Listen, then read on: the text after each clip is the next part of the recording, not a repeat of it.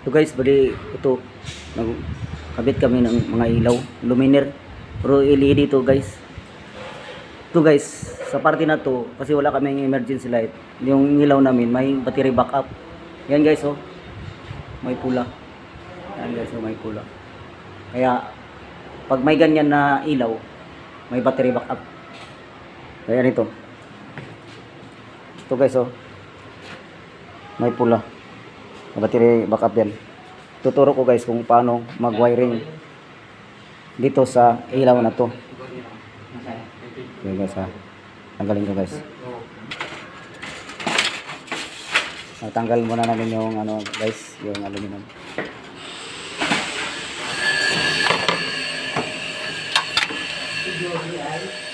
Tuturo ko dito guys kung paano wiringan yung battery backup. Kasi ito yung pag nag-burn out, ito yung magpagpakunksyon. Pag nag-burn out, iilaw din to na parte. Gaya dito. Halimbawa, ano to, 1, 2, 3, 4, 5, 6, 7, 8, 9, 10. Halimbawa, 10. Kailangan din may isa na iilaw pag burn out. So, ito guys. 1, 2, 3, 4. Apat yung ano niya, terminal. Apat yung terminal. Ito yung wiringan ko. Ituturo ko kung paano mag-wiring nito. Okay guys, mag-prepare muna ako ng switch, electrical tip, plier at saka yung wire, at saka extension wire. Okay guys ha, ito yung extension guys. Ito kakabit ko na to guys. Una, yung isa kasi hindi na to naka color coding, ikabit ko to sa neutral.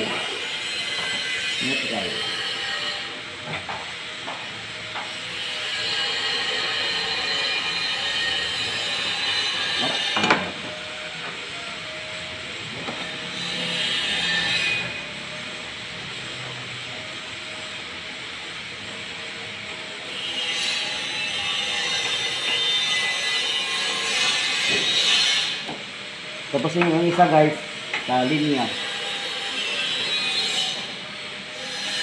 Neutral, ito sa line guys oh.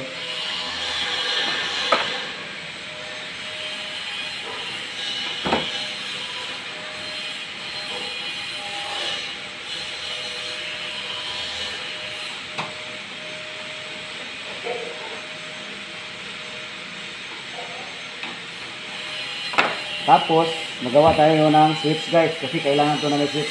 Ito iilaw to guys. Pero ilaw to guys.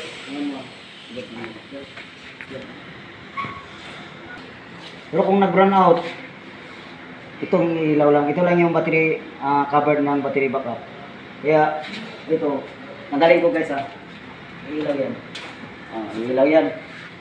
Pero para mag-function to guys, maggawa ako ng switch. Wiringan ko ng switch to para halimbawa pag nag-run out, ilaw yan silang dalawa.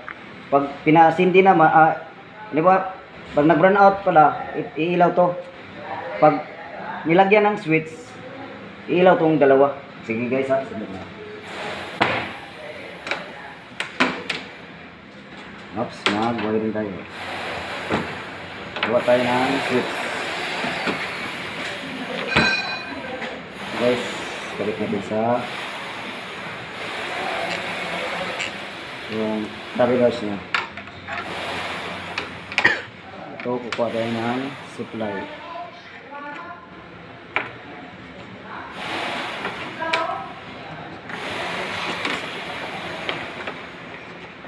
Yan, burn out na yan guys.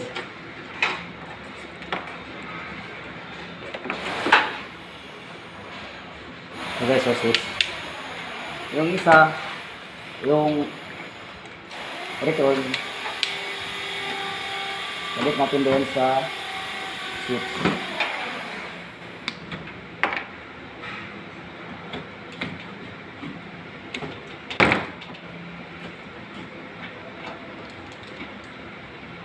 Switch yan guys oh. Kita pa ito. Switch yan. Ito yung linya, neutral, tapos line.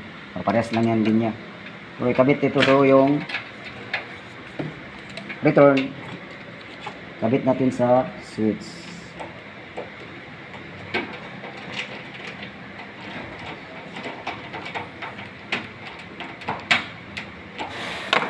Ngayon guys, susupplyan natin yung switch.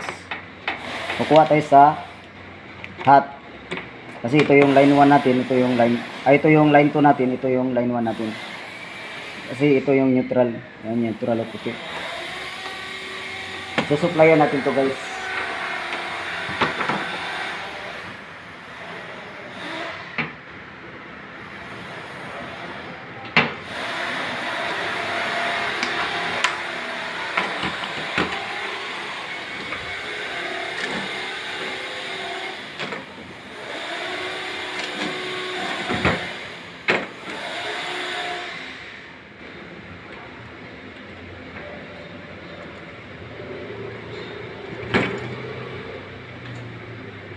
Ipos.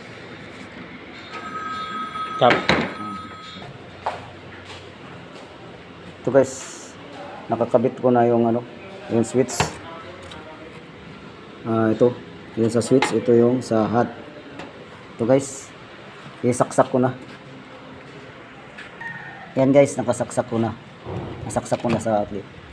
Kasi nakauna yung breaker na convenience outlet. Ngayon guys, umilaw na yung indicator lights natin. Yan guys, oh. Pag umiilaw na yan guys, may supply na yan na 220. Pag ino-off natin yan guys, pag ino-off natin yan, off ko yung outlet. Umiilaw yung backup battery. Yung ng backup battery. Isa lang yung may ng backup battery guys. Pag naman, pag pag balik naman yung kuryente, natin, mamamatay yan.